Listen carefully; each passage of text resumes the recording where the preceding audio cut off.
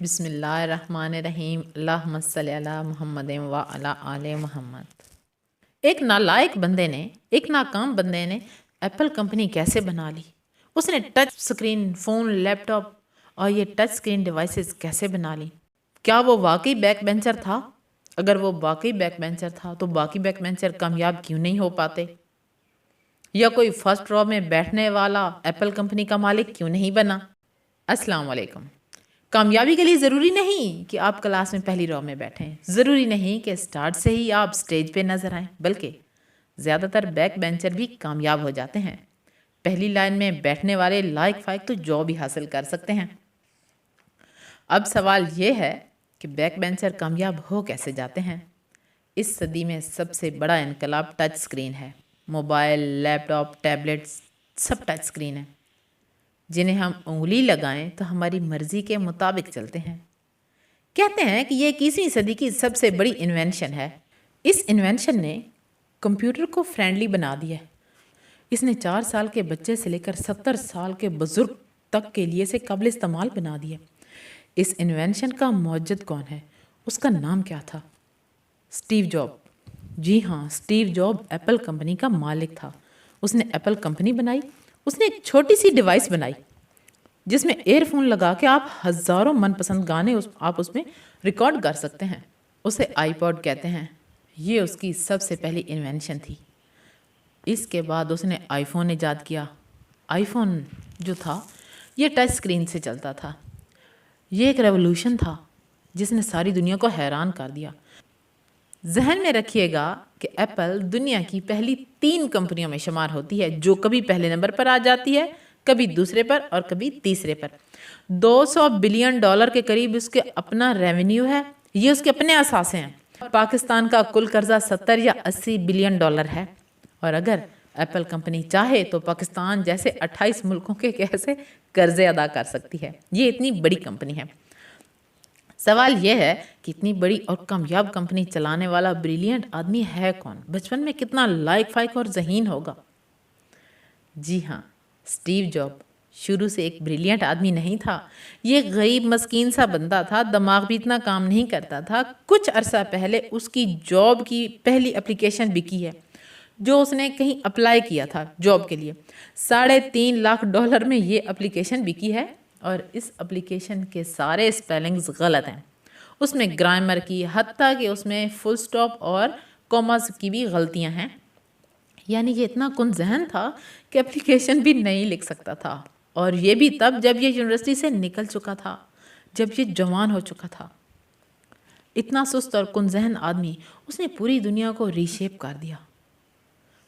اب سب کہتے ہیں کہ فون ہو، ٹیبلٹ ہو یا لیپ ٹاپ ہو، ٹچ سکرین کے بغیر ممکن نہیں۔ ٹچ سکرین کے بغیر کوئی فائدہ ہی نہیں۔ لیکن یہ سٹیو جاب بیک بینچر تھا۔ پڑھائی کے پورے دور میں یہ عام بچوں کے مقابلے میں بہت پیچھے تھا۔ ہمیشہ آخری بینچ پہ بیٹھتا تھا۔ کلاس کی آخری قطار سٹیو جاب کے بغیر آخری نہیں ہوتی تھی۔ اسی بنیاد پر ایک فلسفی آئی کہ دنیا میں میکسیمم لوگ جو ترقی کرتے ہیں وہ بیک بینچر ہوتے ہیں، کلاس روم میں پیچھے بیٹھتے ہیں، نالائق لگنے جاتے ہیں، اور جو فرسٹ رو میں بیٹھتے ہیں، ٹاپ کرتے ہیں، وہ زیادہ کامیاب نہیں ہوتے، زندگی میں کوئی بڑا کام نہیں کر سکتے، جسٹ جاب کی حد تک رہتے ہیں۔ اب مسئلہ یہ ہے کہ بیک بینچر کامیاب ہو کیسے جاتے ہیں؟ ایسی کیا خاص بات ہوتی ہے ان میں؟ سب سے پہلی بات تو یہ کہ آپ ان کی ہمت دیکھیے، ان کی کنسسٹنسی دیکھیے کہ 16 سال یہ نالائق کا لفظ سننے کے بعد بھی ٹس سے مس نہیں ہوئے۔ حوصلہ اتنا ہے کہ نالائق کہلوانے کے باوجود انہوں نے کبھی پہلے ڈیسک پہ پہلی رو میں آنے کی کوشش نہیں کی۔ بیسیکلی یہ ہمت، حوصلہ، کنسسٹنسی انہیں بعد میں کامیاب کرتی ہے۔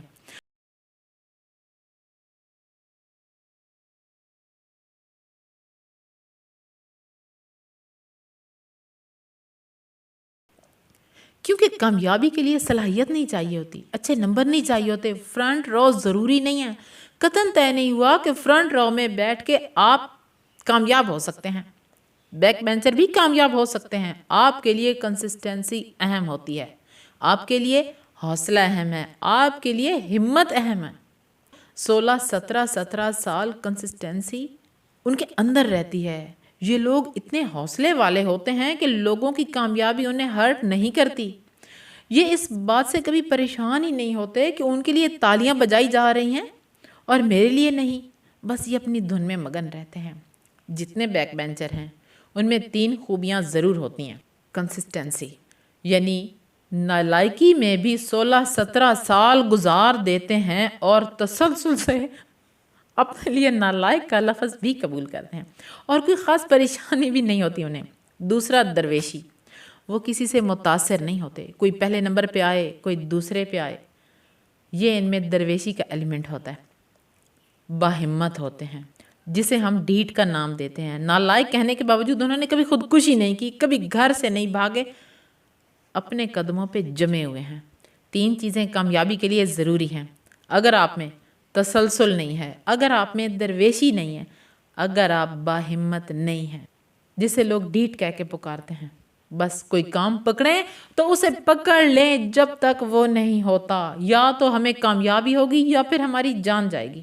جب یونیورسٹی سے انہیں نکالا جاتا ہے نا کہ نالائق ہو، تو وہ یہ 3 تحفے لے کر واپس آتے ہیں. لہٰذا آپ کے بچے میں بھی یہ مسئلہ ہے تو گھبرائیں نہیں. ان کے اندر وہ تینوں عناصر موجود ہیں جو انہیں کامیاب کر سکتے ہیں. بس جب بچہ آپ کے پاس آئے تو اسے کہیں کوئی بات نہیں، اچھے نمبر نہیں آئے کوئی بات نہیں، میڈل نہیں ملا کوئی بات نہیں، ہار نہیں پہنے کوئی بات نہیں، لیکن آپ میں یہ تینوں خوبیاں ہیں: تسلسل، ہمت، حوصلہ، درویشی.